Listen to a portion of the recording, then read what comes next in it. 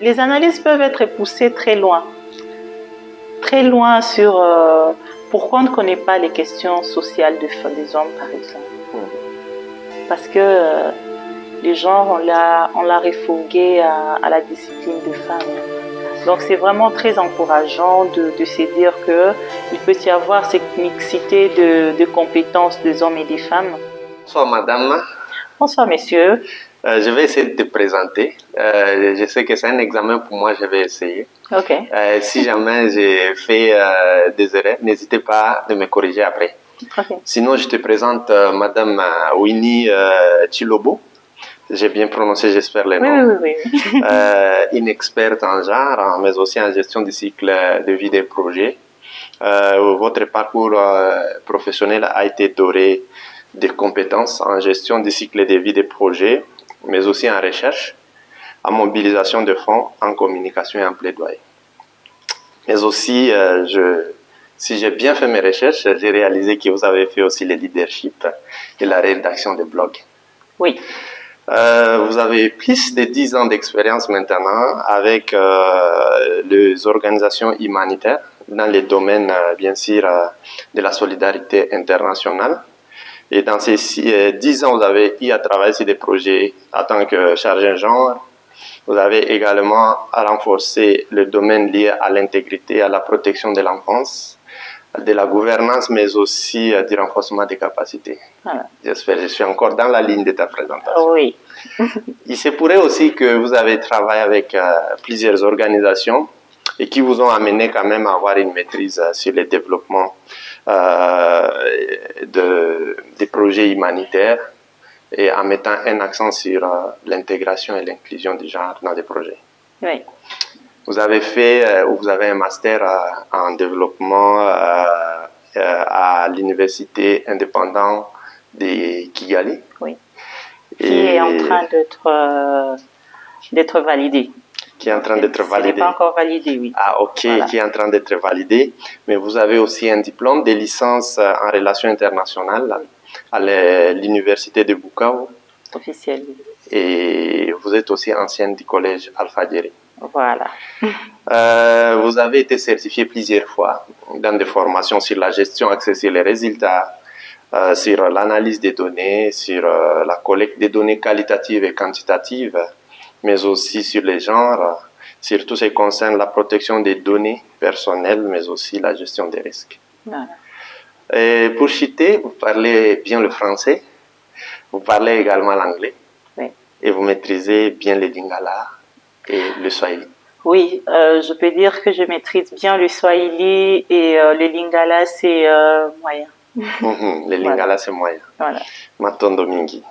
Donc, vous êtes passionné par le développement durable, les droits humains, l'égalité des genres, la participation citoyenne, le renforcement des capacités, l'entrepreneuriat, mais aussi la construction d'un réseau professionnel holistique. Voilà. Voilà, j'ai essayé un peu de parcourir. Mais c'est quand même énorme. C'est que Winnie Chilobo. Ouais. Et nous allons commencer notre échange d'aujourd'hui. D'abord, pour moi, c'est une très grande fierté de pouvoir te rencontrer parce qu'on se parlait à distance avec tout ce que nous avons comme chacun obligation. Et aujourd'hui, nous avons cette opportunité où nous allons essayer d'échanger sur l'élaboration d'un système de suivi, évaluation, redevabilité et apprentissage inclusif, mais aussi sensible au genre. Voilà. Et je vais bien profiter de ton expertise. Je vais bien aujourd'hui manger à tes pieds de tout ce qui est de connaissances, mais aussi ceux qui nous suivent, en fait d'apprendre un peu et pouvoir comprendre c'est quoi d'abord même le genre. Parce que pour que le système de suivi et évaluation soit sensible et inclusif au genre, il faut d'abord qu'on sache c'est quoi le genre dans le secteur humanitaire. Merci beaucoup, Dieu merci. Et voilà, le genre dans le secteur humanitaire ou dans le développement, dans notre quotidien de tous les jours. Déjà, pour commencer, il faut savoir que le genre, il est différent du sexe. Ça, en tant que spécialiste du genre, en tant que personne qui veut comprendre le genre, déjà à ces niveaux-là, il faut qu'on fasse la différence. Le sexe, c'est tout ce qui est biologique. On est né avec ça. C'est inné en nous. On est né soit du sexe féminin ou bien du sexe masculin. C'est universel. Le sexe féminin d'une femme congolaise, c'est le même que d'une indienne. Alors, ce qui est très différent du genre. Le genre, ce sont des construits sociaux. Les genres, c'est les construits sociaux qui donnent des rôles et des responsabilités dans les sociétés. C'est dans le genre où il y a des rôles qu'on lie aux hommes et on lie aux femmes d'autres rôles. Le rôle de reproduction, par exemple, pour la femme. Et dans le rôle de reproduction, ce n'est pas biologique, mais le rôle de reproduction en disant, par exemple, que la femme, c'est elle qui a les compétences et les aptitudes de prendre soin de son ménage, par exemple. Mais par contre, l'homme, c'est des rôles souvent des productions.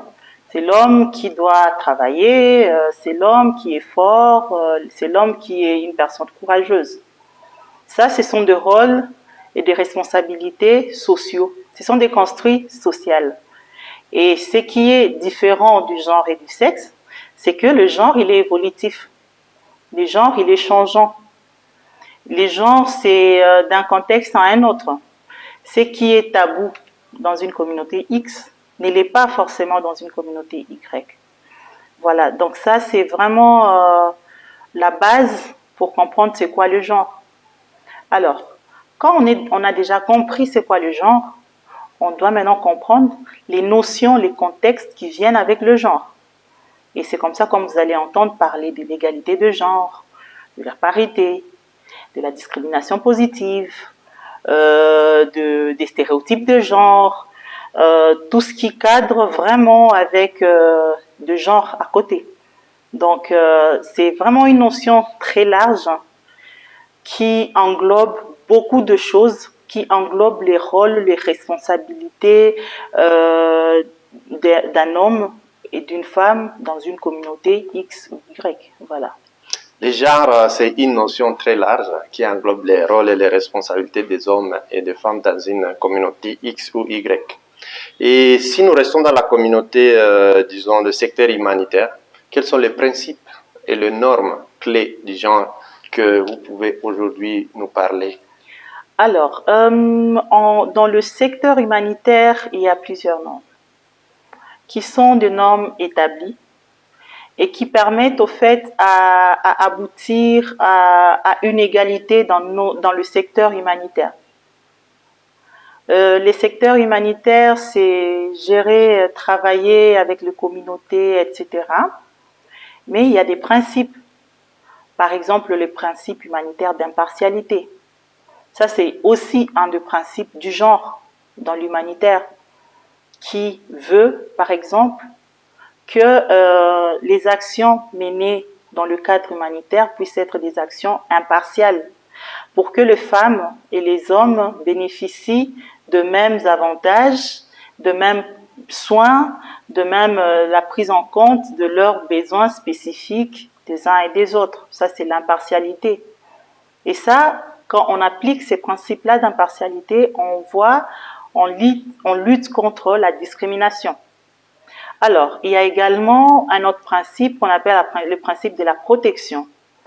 Et quand on travaille sur le genre dans l'humanitaire, ce principe-là fait vraiment état de comment nous travaillons, comment les programmes humanitaires sont des programmes protecteurs des hommes, des femmes, des filles et des garçons. Et là, c'est quand vous allez voir, par exemple, il y a le développement de la protection contre les abus et exploitations sexuelles. Voilà. Il y a d'autres normes. Il y a les normes de genre et de diversité. Et en prenant que les hommes et les femmes ne sont pas des groupes homogènes. Et en tant qu'humanitaire, c'est de travailler pour que chaque groupe de personnes où chaque groupe d'individus participe, qu'on ne puisse pas prendre les femmes comme un groupe homogène, mais qu'on puisse prendre des femmes avec toutes leurs identités qu'on appelle les identités du genre. Par exemple, la femme en soi, il y a l'âge qui intervient, il peut y avoir la religion qui va intervenir, il y a l'handicap qui va intervenir, etc. Ça, c'est parmi autant de normes, des principes de genre qui doivent être respectés. Il y a d'autres normes sur la prévention contre les violences basées sur le genre, qui sont des violences qui peuvent surgir lorsque il y a une situation de vulnérabilité, une situation de conflit, une situation d'urgence humanitaire ou même une situation de développement. Et donc ça, c'est plusieurs normes et principes. Il y a d'autres principes qui cadrent avec le retour de l'information. Comment l'action humanitaire met en place des mécanismes de retour d'information pour que chaque homme et femme dans une communauté X ait accès et le libre choix d'informer sur ce qui se passe, de recevoir des avis et des recommandations par rapport à l'action humanitaire. Donc, c'est autant de normes comme ça, autant de principes comme ça qui forgent en soi le genre dans l'action humanitaire. Donc, si j'ai bien compris, le genre est étalé sur tous les cycles de vie des projets humanitaires. Et c'est sur ces principes qu'on vous avez parlé, des impartialités, de l'impartialité, de la protection, de la participation. Et je viens aussi d'apprendre l'identité des genres, c'est ça, n'est-ce pas? Voilà. Alors, ma question rentre sur le cycle de vie du projet. Nous avons la programmation, il y a tout ce qui concerne l'identification, la formulation du projet, le financement du projet, la mise en œuvre, le suivi, évaluation, même les évaluations finales et tout ce qui concerne la capitalisation des acquis du projet. Comment est-ce que nous pouvons intégrer le genre sur ces cycles de vie du projet et plus spécifiquement sur les activités suivi, évaluation, redevabilité et apprentissage? Alors, comment on intègre le genre dans les cycles de projet?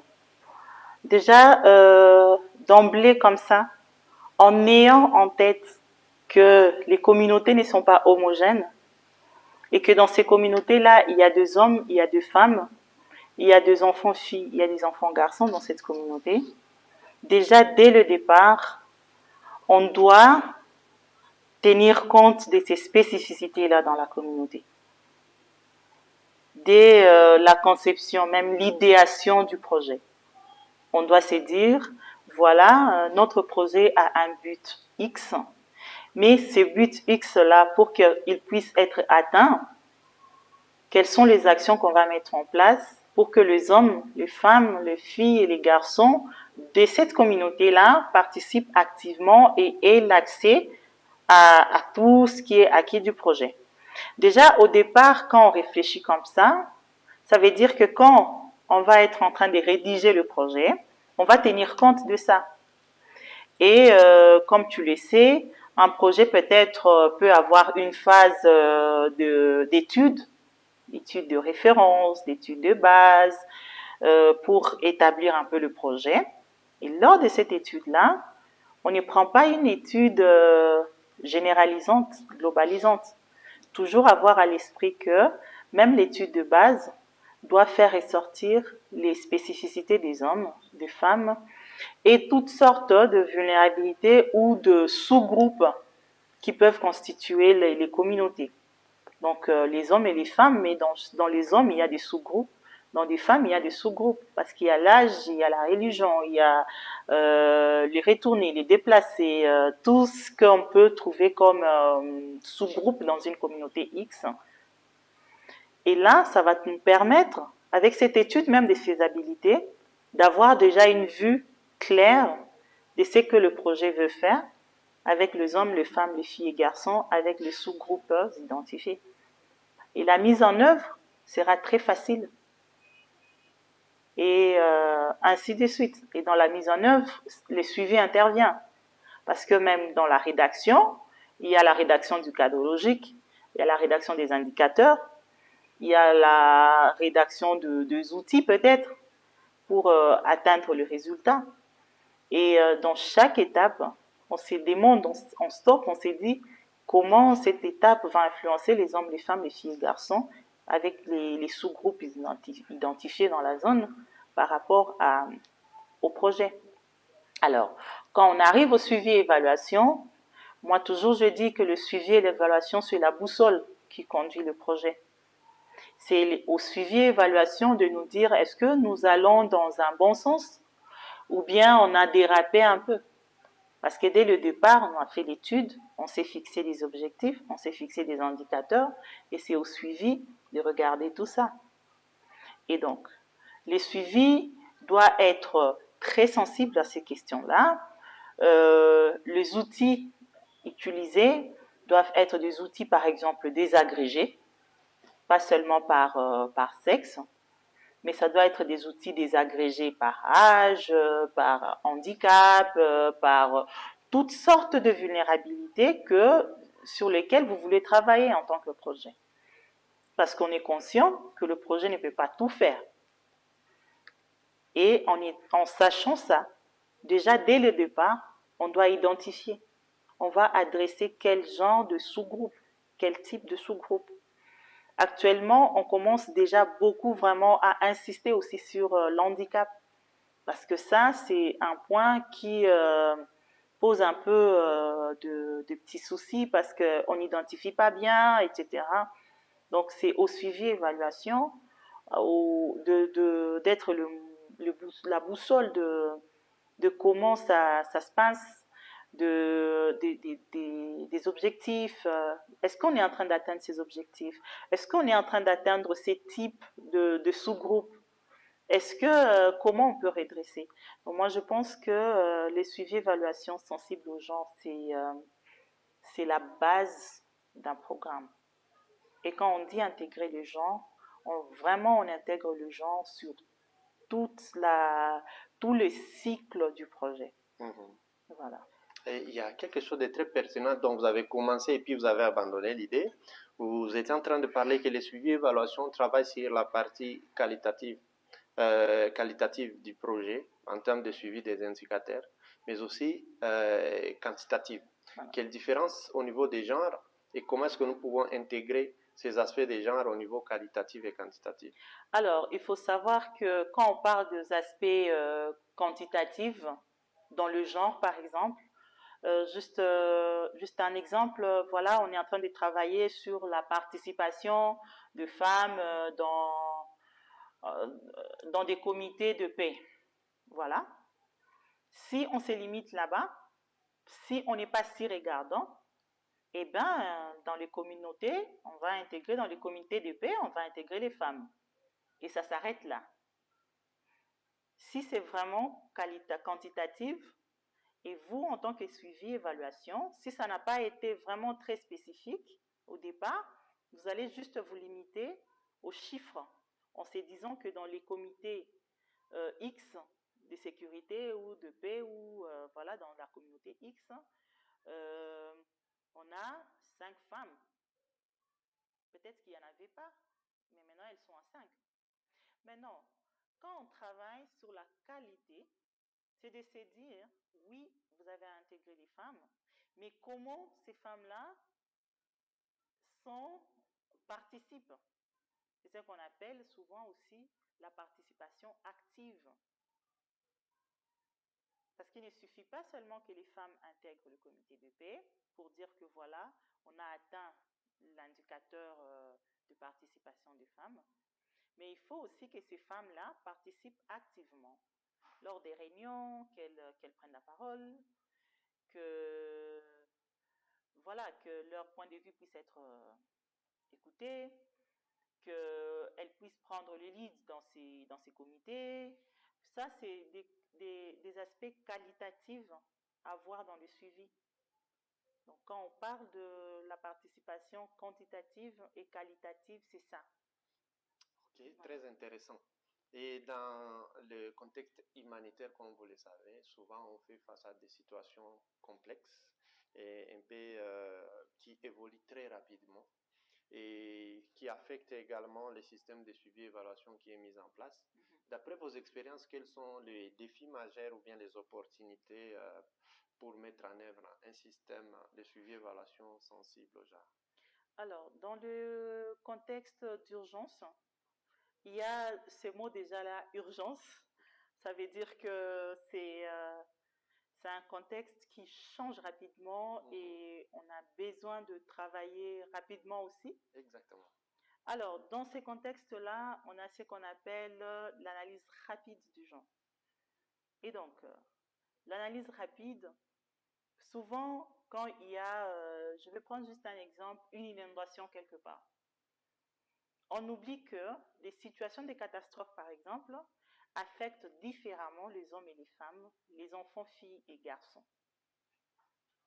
Et donc, même si on est dans l'urgence, on doit sauver des vies, mais on ne tient pas compte de cet aspect, de se dire que ces situations ici impactent positivement, affectent différemment les femmes, les hommes, les enfants et les filles.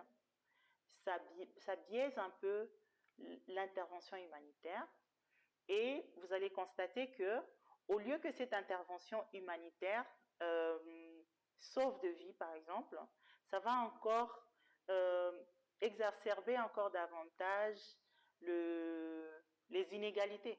Parce que déjà dans nos communautés, il y a des inégalités. Donc il y a déjà des inégalités socioculturelles qui existent, etc. Mais si lors d'une intervention humanitaire d'urgence, on ne tient pas en compte ces dimensions-là, de se dire que l'intervention doit être sensible au genre, on risque de perdre une bonne opportunité de changer de choses. Et au lieu de soulager les communautés, on risque d'exacerber encore davantage les inégalités. Voilà et plus spécifiquement pour les systèmes de suivi et évaluation, quels seraient les défis pour vraiment assurer l'inclusion du genre mais aussi les opportunités, disons. Voilà, le défi dans un contexte humanitaire changeant, les défis d'abord c'est le temps. Parce qu'on est là, on s'est dit on doit sauver des vies. Ça c'est le plus grand défi. Et souvent le deuxième défi, c'est de ne pas avoir une expertise genre qui fait exactement cette évaluation rapide de besoin. Parce que vraiment, ça doit être rapide. Donc, l'évaluation des besoins genre doit être faite juste par les experts genre et non le MIL qui ont des capacités peut-être en genre? Non, si le MIL, il a les capacités en genre, il peut le faire. Au fait, le genre, c'est une question de tout le monde.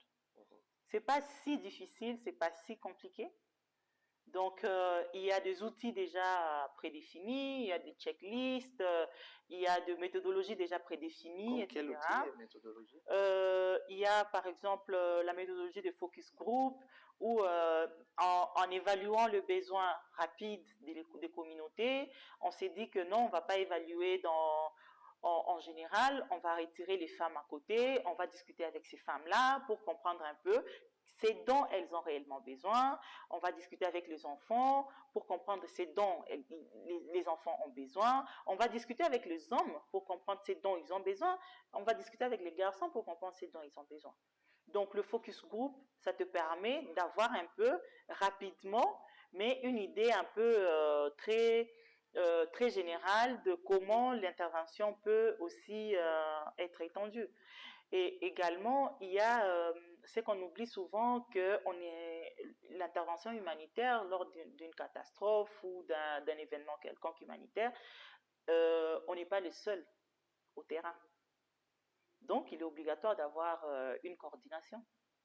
Et cette coordination, elle doit être aussi sensible au genre. Et même si c'est une coordination, on doit se rassurer que voilà, cette coordination-là, on fait comment? pour que les femmes et les hommes, les filles et les garçons, rapidement, on puisse trouver des solutions rapidement. Et souvent, dans des cas, par exemple, de conflits, on oublie que les hommes aussi, ils sont très affectés par des conflits parce qu'ils peuvent être tués, les enfants peuvent être enrôlés dans les groupes armés. Donc, les crises affectent vraiment différemment les hommes et les garçons, et les femmes et les hommes, les filles et les garçons. Voilà pourquoi c'est très important de faire une analyse rapide de genre. Et il y a des noms des outils spécifiques que le mille qui nous suivent peut-être peuvent se référer dessus pour faire ces analyses rapides. Est-ce que ces outils-là, il y a des aspects importants qui doivent ressortir, même si au niveau de l'organisation, on décide de développer nos propres outils d'évaluation genre au début, par exemple, de la mise en place d'un système de suivi et évaluation. Est-ce qu'il y a des aspects spécifiques qu'on doit ressortir? Est-ce qu'il y a des outils spécifiques dont vous pouvez recommander que vous avez à utiliser? Déjà, il y a l'outil analyse rapide de genre. Ça existe, hein. C'est vraiment un outil qui existe. Et souvent, il y a beaucoup d'organisations internationales qui l'utilisent. Et dans cet outil-là, c'est vraiment un document où il y a même des checklists sur quelles sont les questions à poser pour capturer un peu les besoins de chaque catégorie de groupe. Il y a aussi un autre outil qu'on appelle des 3R, c'est un outil pour le rôle et responsabilité qu'ont les hommes et les femmes dans une situation donnée, dans une communauté donnée. Voilà, donc, et aussi, c'est qu'on encourage encore davantage, c'est que l'équipe ait goût à multiplier ces outils, avoir des checklists, surtout les checklists, mettre en place une bonne méthodologie, voilà. Et vous avez parlé de 3R, l'outil d'analyse rapide genre et tous ces outils-là. Vous avez parlé également des approches comme des focus group de discussion qu'on peut utiliser, des entretiens individuels, mais aussi des enquêtes ménage qu'on peut faire. Dans ces aspects, on peut faire aussi des diagnostics institutionnels pour voir la sensibilité. Est-ce que au niveau des projets de développement et des projets d'urgence, il y a la différence? Ces outils peuvent être utilisés sur des projets de développement que sur des projets d'urgence, ou bien il y a des spécificités entre ces deux types de mandats en fait, d'intervention? Je pense que, à mon avis, ces outils se croisent, dans le sens que pour une urgence, parce que moi j'ai comme l'impression qu'il y a aussi des projets hybrides ce sont des projets d'urgence, mais qui peuvent aussi prendre un peu de temps pour que ça puisse être établi. Donc, ouais, ces outils peuvent être utilisés dans un ou dans l'autre. Alors, il y a aussi dans le projet, pour mettre en place le projet, il y a ce qu'on appelle le marqueur genre. C'est un outil qui est recommandé pour étudier déjà lors de l'écriture du projet. Est-ce que ce projet ici, il est sensible aux genre? Est-ce que ce projet ici ne va pas exacerber encore des inégalités?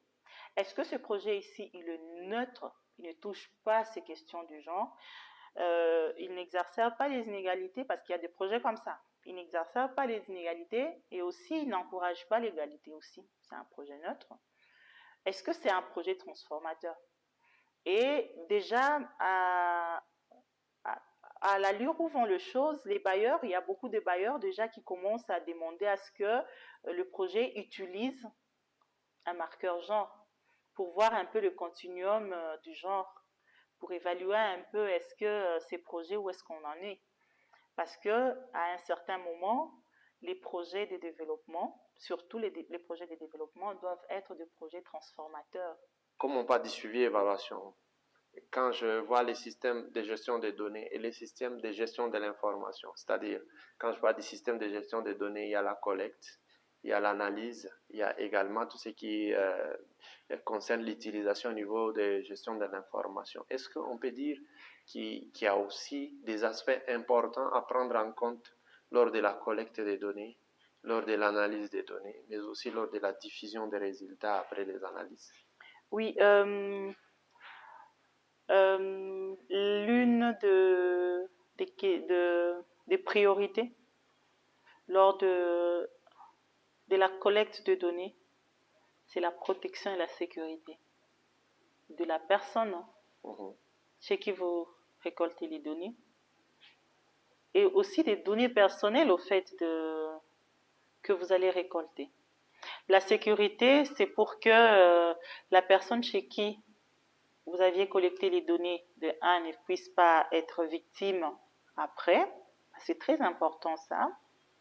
Et des deux, que la sécurité aussi, elle peut ou ne pas être victime directe d'une attaque parce qu'elle a donné ses données, mais elle peut être aussi victime parce que, par exemple, vous avez choisi un lieu insécure pour la personne. Donc, la sécurité de la personne, c'est très important. Et aussi la protection des données personnelles. Et là, c'est maintenant à la boîte ou au système lui-même de suivi-évaluation de se dire comment ces données doivent être protégées. Est-ce qu'on a une base de données sécurisée dans laquelle on doit encoder ces données? Est-ce qu'on a de stratégies pour coder les noms de personnes? Est-ce qu'on a un mécanisme qui définit en soi même la durée de conservation de ces données-là? Donc, toutes ces questions-là permettent au fait à ce qu'on ait une idée générale de comment les données personnelles sont gérées. Et n'oublions pas qu'on est là pour travailler pour les communautés, dans les communautés, mais on n'est pas là pour que nos projets et nos programmes puissent être des projets qui exacerbent encore davantage les inégalités. Donc, si je comprends bien au niveau du système de gestion des données, c'est important d'abord, quand on fait le choix ou on fait l'échantillonnage, c'est important de prendre en compte les différentes spécificités des groupes de la population, les prendre en compte. Au-delà de ça, par exemple, pour questionner des personnes, il faut collecter leur consentement. Voilà. Par exemple, si on va prendre des photos, des vidéos, s'assurer que si on va, par exemple, prendre des photos des enfants, qu'on ait tout ce qui est comme consentement des parents, les assentements et tout. Voilà. Et maintenant, au niveau de l'analyse des données, que ces données soient vraiment analysées de manière ségrégée et qu'on ressorte un peu des tendances en termes d'hommes, femmes, filles, garçons, et ne pas analyser tout, sinon ça risque d'être l'arbre qui cache beaucoup, n'est-ce pas? Oui, voilà, je voulais juste insister sur le point de consentement. Souvent, on se limite à ces niveaux de consentement, mais ça doit être un consentement éclairé de la personne, des tuteurs, etc. Et c'est encore très difficile quand il faut travailler sur la collecte des données avec les enfants. Là, c'est la protection de l'enfant qui vient encore ajouter un plus sur le comment protéger ces enfants-là et comment protéger les données de ces enfants. Donc là, c'est encore quelque chose d'encore plus élaboré. En ce sens qu'un enfant n'est pas majeur, il a des limites, il a des parents, il a des tuteurs, il a la méthodologie de collecte de données, déjà des enfants aussi, ne doit pas être homogène, parce que dans ces enfants-là, dans ce groupe enfants, il y a des filles, il y a des garçons. Et dans ces filles et ces garçons, il y a des enfants de 17 ans, des adolescents, des préadolescents, des tout petits, etc. Et dans chaque groupe, si on veut collecter les données de chaque groupe, sous-groupe du grand groupe enfant, il y a des techniques, de méthodes, être très créatif à un certain niveau, si c'est avec un tout petit. Donc, c'est vraiment encore très, très complexe quand il s'agit de deux enfants. Et c'est aussi complexe quand il s'agit de questions de protection, de sauvegarde. Et là, ça intervient les questions de violence sexuelle, de violence basée sur le genre. C'est vraiment de catégories, parce que là, je ne saurais pas vous dire que voilà, c'est ça la norme, c'est comme ça doit se passer, non. Mais ça dépend de la catégorie avec laquelle vous allez travailler pour lui donner. Et aussi, j'insiste encore sur un autre point, c'est la participation. Donc, nous, quand on est dans les communautés, on n'est pas, c'est vrai, on est des experts, mais on n'est pas des experts de ces communautés, plus que même la communauté elle-même. Effectivement. Même si nous venons avec nos gadgets, avec nos moyens, la communauté elle-même sait dont elle a besoin.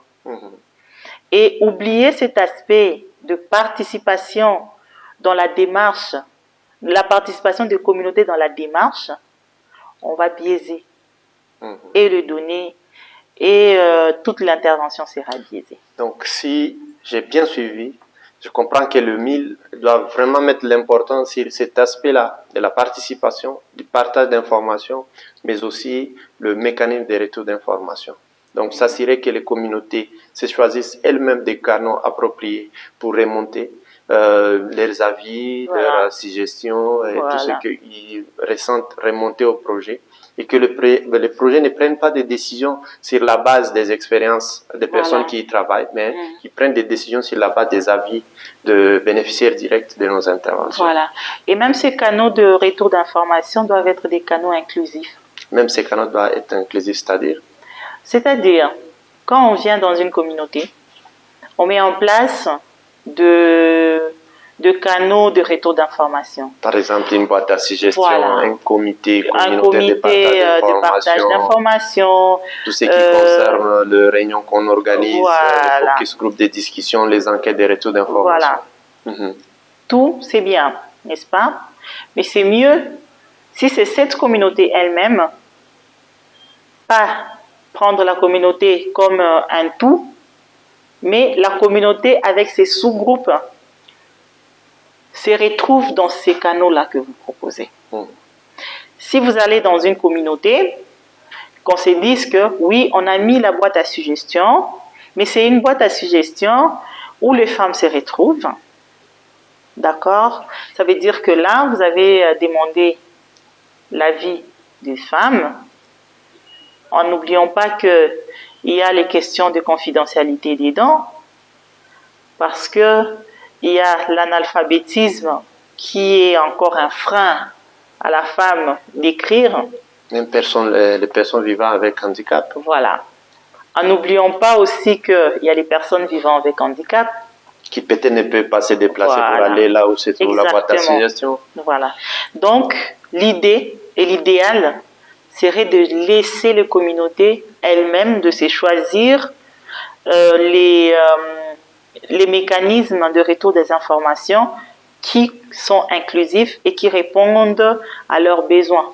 Donc, qui sont adaptés et appropriés à leur contexte. Souvent, vous allez voir dans une communauté X, une boîte à suggestions, mais personne ne vient là-bas. Est-ce que même dans le choix du lieu, on a intéressé certaines particularités? Peut-être que c'est dans un coin où c'est au centre du village, où quand on va venir te voir mettre la lettre dedans, tout le monde saura que c'est comme ça. Peut-être que c'est dans un lieu où quand c'est sombre, où c'est insécure pour la femme. Il y a autant de choses à identifier avant de se dire que oui, on a mis un système de retour d'informations dans une communauté. Merci beaucoup. Et vous avez parlé quelque part de la protection et la confidentialité des données personnelles. Là, je parle spécifiquement des données personnelles. Je voulais peut-être ajouter un aspect et vous allez me dire si vraiment c'est important cet aspect d'anonymiser des fois les données. Et pourquoi pas à un certain moment mettre en place des standards opérationnels que l'organisation, des procédures opérationnelles standards que l'organisation puisse mettre en place ces documents comme des engagements au niveau institutionnel, mais aussi accompagner les staffs à des renforcements des capacités pour que cela soit vraiment intégré dans la culture de chaque jour du travail humanitaire. C'est important ces aspects de choses. C'est très très important parce que là on est en train de parler de projet, mais un projet ne peut être sensible au genre que si l'institution qui implémente ce projet-là est aussi sensible à ces questions-là. Et voilà pourquoi c'est très important, même au niveau de l'institution, de mettre en place des outils, des mécanismes aussi qui intègrent le genre au sein de cette institution-là. Parce qu'on ne peut pas être là, nous-mêmes on est malades, mais on veut venir soigner les communautés. Ça n'a pas de sens. Vous avez parlé de l'évaluation quelque part, les changements de comportement, d'attitude, de normes en genre dans le système suivi-évaluation. Vous venez de parler que c'est important que l'institution mette en place cette culture et comment on peut arriver à mettre en place cette culture de pas seulement renforcer les capacités, mais aussi évaluer le niveau de maturité de l'organisation par rapport à la sensibilité genre. Tout passe par un diagnostic. Tout passe par un diagnostic. On constate qu'il y a un souci, on propose des actions, on met en œuvre ces actions et on évalue ces actions. Donc, même au niveau institutionnel, pour qu'on décèle ce qu'il y a au sein de l'institution, on doit automatiquement faire un diagnostic. Et ça doit se faire par des externes. Si on n'a pas des experts genre dans l'organisation, on se fait comment? Il y a des externes. Il y a des externes qui peuvent faire ça. Mais vous savez que la réalité budgétaire, souvent ça pose problème sur ces aspects des choses, mais aussi la priorité de l'organisation. Peut-être l'organisation ne pense pas que c'est important d'intégrer cet aspect qui est parmi même les objectifs de développement durable. Voilà. Et d'ici 2030, on sera redevable à ça. Je trouve que ça peut être bien dommage si une organisation qui s'est dit de développement ou d'urgence humanitaire ne prennent pas le temps de mettre en pratique l'un des objectifs de développement. C'est paradoxal, non? Et c'est un objectif qui est transversal sur les autres. Donc je trouve vraiment très anormal qu'une organisation qui s'est dit de développement ou d'urgence humanitaire, qui travaille sur des questions d'égalité, parce que, en fin de compte, ce qu'on veut est que, même en urgence, même en développement, que les communautés puissent être servies de la même manière, que les femmes et les filles, que les hommes et les garçons se sentent mieux, qu'ils soient équitables en droit, en opportunité, en dignité aussi. Donc c'est ça, au fait, les buts. Les buts, c'est d'avoir des interventions qui promeuvent l'égalité de genre. Que les hommes et les femmes, les filles et les garçons se sentent valorisés tout en sachant que chaque groupe a ses spécificités. Et maintenant, une organisation qui travaille sur ces questions-là et qui elle-même est à l'encontre de ça. Oui, c'est vrai, souvent on parle du budget. C'est vrai, c'est un très grand défi. Parce que le genre, souvent, n'est pas budgétisé. Effectivement. Il n'est pas budgétisé. Même dans des stratégies pays, c'est pas budgétisé. Le genre n'est pas budgétisé parce qu'il n'est pas aussi très bien connu. On se les dit, c'est une nouvelle... Elle n'est pas si nouvelle que ça comme discipline, mais elle n'a pas 100 ans aussi. Vous voyez? Et donc, du coup, c'est une nouvelle dimension de voir les choses. Et souvent, ça, le point budgétaire, c'est un casse-tête. Mais, moi, je dis toujours, si une institution sait ce qu'elle veut, elle l'aura. En mettant en place des politiques sensibles au genre, en mettant en place des mécanismes qui promeuvent l'égalité du genre dans son organisation. Je trouve très anormal qu'un bailleur de fonds vienne pour vous financer et que vous dites non, et que le bailleur de fonds vous dise non, on ne va pas le financer parce que la nature a horreur du vide. Peut-être que les bailleurs ne financent pas parce qu'il n'y a pas de politique. Il n'y a pas de politique, il n'y a aucun mécanisme à l'interne, il n'y a aucune valeur ajoutée au fait. Il ne va pas le faire. Moi, c'est ma lecture de choses. La nature a horreur du vide et les bailleurs, quand ils trouvent qu'il n'y a pas, il n'y a pas. Mais par contre, il y a d'autres bailleurs qui sont très carrés sur ces questions-là. Et c'est souvent, vous allez voir que les organisations commencent à chercher de gauche à droite. Parce qu'ils comprennent que c'est parmi vraiment des obligations de certains bailleurs de fonds. Mais normalement, ça ne devrait pas être une obligation. Donc, c'est une opportunité aussi de sensibiliser les bailleurs de fonds qu'ils puissent pouvoir mettre ça comme obligation. Bien sûr. Lors des calls de proposition de projet. Bien sûr. Bien sûr, parce que aussi longtemps qu'il n'y a pas on ne sert pas un peu, je ne vois pas comment on va évaluer ça. Une avant-dernière question pour moi. Le département mille souvent. Moi, de mon expérience, avec les plus de 12 ans que j'ai dans le département mille, quand on lance un recrutement, on a peu de candidatures féminines. Est-ce que vous pensez que aussi c'est une question genre? Exactement. Et qu'est-ce qu'on peut faire, vous, en tant que spécialiste, pour au moins remonter le chiffre du nombre de femmes dans ce métier noble? Alors, vraiment, c'est tout et genre sur cette question-là des recrutements, de formation, etc. Il faut savoir que les hommes et les femmes sont socialisés différemment, d'accord?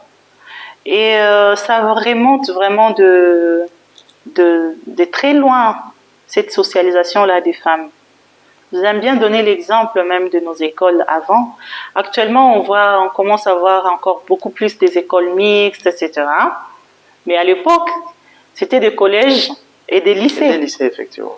Et dans les collèges, les options qu'il y avait, c'était les maths physiques, les sciences, les technologies. Mais dans les lycées, c'était les sciences sociales, les littéraires, la coupe et couture. Du soft. Exactement, du soft. Parce qu'on pense que dans la socialisation humaine, on pense que on doit investir dans la femme, dans le rôle qui mimique au fait ses rôles sociaux. C'est cette femme-là sociale, si elle apprend les sciences sociales, si elle apprend la coupe et couture, elle aura vraiment la chance de continuer la prise en charge dans son rôle reproductif.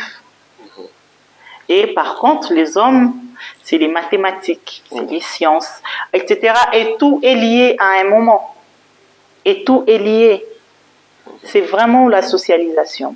Mais par contre, et aussi à part cette socialisation-là, il y a ce que nous on appelle les barrières et les obstacles. D'accord? Les barrières, les barrières, c'est toutes ces choses-là qui bloquent déjà que les femmes n'accèdent à ne soient même pas recrutées. D'accord? Ne postule même pas. D'accord? Il y a ce qu'on appelle des obstacles, des barrières ou des obstacles. Il y a des obstacles universels. D'accord? Et qu'est-ce que les organisations peuvent faire pour faire face à ces barrières? Voilà, il faut d'abord que les organisations comprennent qu'il y a des obstacles.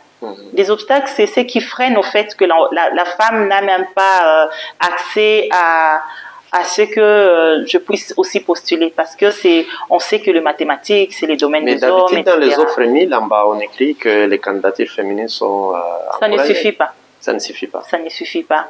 D'accord, ça ne suffit pas.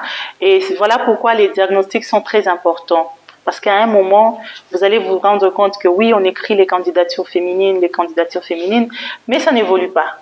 C'est le moment de stopper, de se dire qu'est-ce qu'on peut encore faire.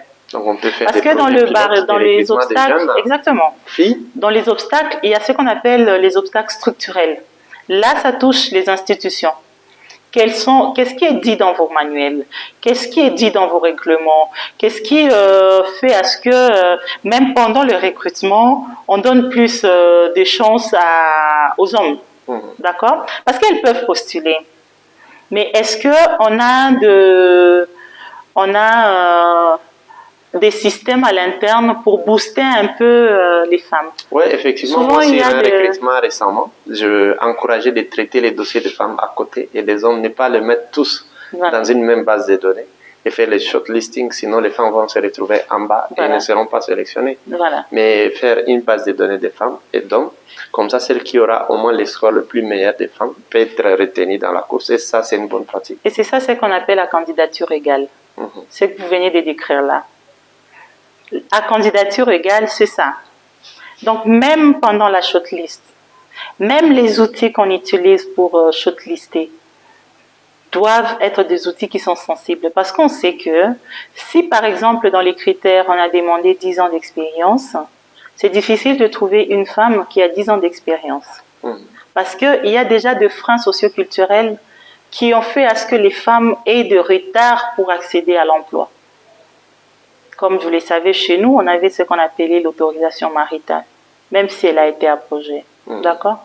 Donc, il y a quand même des obstacles juridiques, socioculturels qui existent et qui existaient et fait que si on a besoin d'une spécialiste 1000 qui a 10 ans d'expérience, facilement vous allez trouver des hommes et pas de femmes.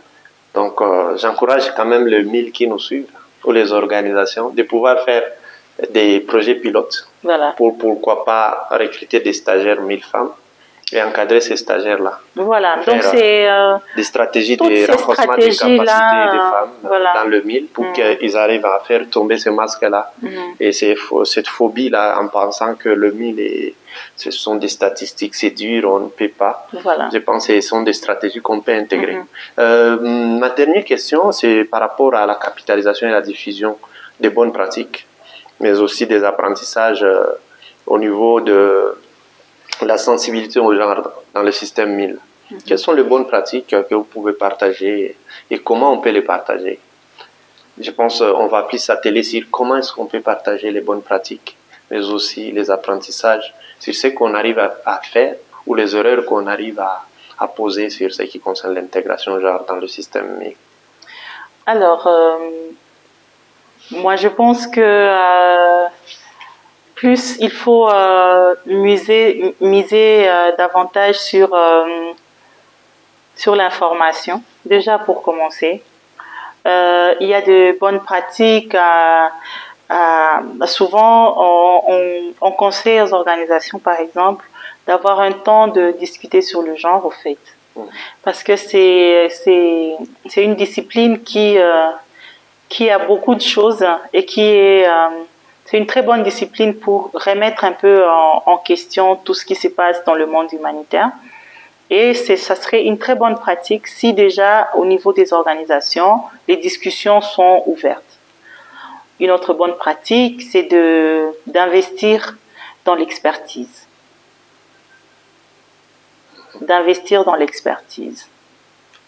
Souvent, vous allez voir dans des organisations, c'est pas caricatural au fait, mais tu vas voir que quand on parle du genre, directement on pense aux femmes. Et vous allez voir que c'est un poste. Nous on aime ça, hein, on aime. C'est pas caricature, c'est vraiment. Je le parle dans le sens caricatural de la chose. Souvent c'est ce qu'on ressent. Et ça c'est des histoires de femmes. Alors que si on a bien compris dès le départ, le genre ce n'est pas les femmes, c'est les hommes et les femmes. Les genres ce n'est pas des femmes, c'est les hommes et les femmes. Donc on encourage les hommes aussi sensibles au genre. Vous les appelez comment, les hommes genrés? Ils ont tous sortes de noms. Qu'ils puissent rejoindre quand même ces combats, parce que j'ai vu dans les organisations, ils sont si rares de trouver les hommes chargeants des genres. C'est souvent des femmes. Et peut-être c'est ce qui amène caricaturer, comme vous l'avez dit. Et est-ce qu'on encourage aussi les hommes à postuler sur les postes de chargés ou des spécialistes genre? Bien sûr. Ou il faut une femme pour plaider la cause d'une femme? Ben, écoute, c'est pas parce que tu es une femme que tu comprends facilement les questions du genre. Donc, voilà pourquoi femme ne veut pas dire genre aussi. Hein. Et c'est vraiment quelque chose à encourager. Parce que les analyses peuvent être poussées très loin sur pourquoi on ne connaît pas les questions sociales des hommes, par exemple. Parce que les genres, on l'a refourgué à la discipline de femme. Donc c'est vraiment très encourageant de se dire qu'il peut y avoir cette mixité de compétences des hommes et des femmes qui comprennent et qui mettent en pratique les connaissances qu'ils ont. Et surtout, les organisations doivent capitaliser là-dessus, doivent budgétiser là-dessus parce que c'est toute une science, parce que souvent, il n'y a pas de budget pour le genre. C'est quelque chose un travail de plus qu'on donne peut-être à une dame ressources humaines ou quoi. On lui dit, toi aussi, tu peux encore regarder aussi les questions du genre, alors que c'est toute une science qu'on doit construire. Voilà. Et les 1000 qui vous suivent, qu'est-ce que vous leur dites? De manière à, vous allez regarder la caméra et parler aux 1000 quelque chose qui vous vient en tête, c'est des recommandations, pas tout ce qu'on a parlé, surtout moi j'ai vraiment noté, j'ai bien vraiment compris c'est quoi les genres, j'ai élagué un peu d'autres perceptions que j'avais mauvaise perception autour de cette question et je vais travailler avec les équipes pour que vraiment nos systèmes 1000 soient sensibles. Mais vous spécifiquement, qu'est-ce que vous leur dites? Peut-être qu'en suivant cette vidéo, ils vont se demander comment vous contacter, comment se former sur le genre, où est-ce qu'ils peuvent trouver des expertises, tout ça. Qu'est-ce que vous leur dites? Alors, aux collègues 1000, sachez que vous êtes la boussole du projet et que si vous dérapez, c'est tout le projet qui dérape. Rien n'est perdu, il y a de formation, il y a de renforcement de capacité, il y a de bonnes pratiques. Heureusement que la technologie nous aide beaucoup, nous aide suffisamment beaucoup pour apprendre rapidement sur les éléments essentiels à mettre en place dans vos projets, dans vos programmes, dans tout. Nous avons des réseaux, il y a beaucoup de plateformes de réseaux des experts genre qui sont éparpillés partout au monde. Il y a des études qui sont faites et qui sont disponibles. Il y a de bonnes pratiques aussi que vous pouvez trouver par-ci par-là avec les nouvelles technologies. Donc, je pense que ensemble, avec ceux qui nous regardent et ceux qui nous suivent maintenant là, on peut changer des choses. On peut vraiment faire à ce que nos programmes, nos projets, que l'urgence humanitaire reflète vraiment l'urgence humanitaire en sensibilité et en égalité, en droit et en équité. Merci beaucoup, madame. Merci et beaucoup. Nous vous remercions beaucoup d'avoir eu le temps de suivre cet échange d'expérience. Nous allons continuer dans cette percée. Nous allons rencontrer aussi les experts dans d'autres thématiques. N'hésitez pas à nous contacter pour pouvoir partager et voir si nous allons vraiment rendre le système 1000 un peu holistique et que nous puissions prendre en compte tous les aspects liés aux normes universelles, mais aussi aux principes de l'humanitaire, et que notre travail quand même soit un travail de qualité et que nous puissions sauver des vies parce que c'est ce qui est au centre de notre travail, dans la qualité. Merci et à plus. Merci beaucoup. Merci beaucoup, madame. Merci.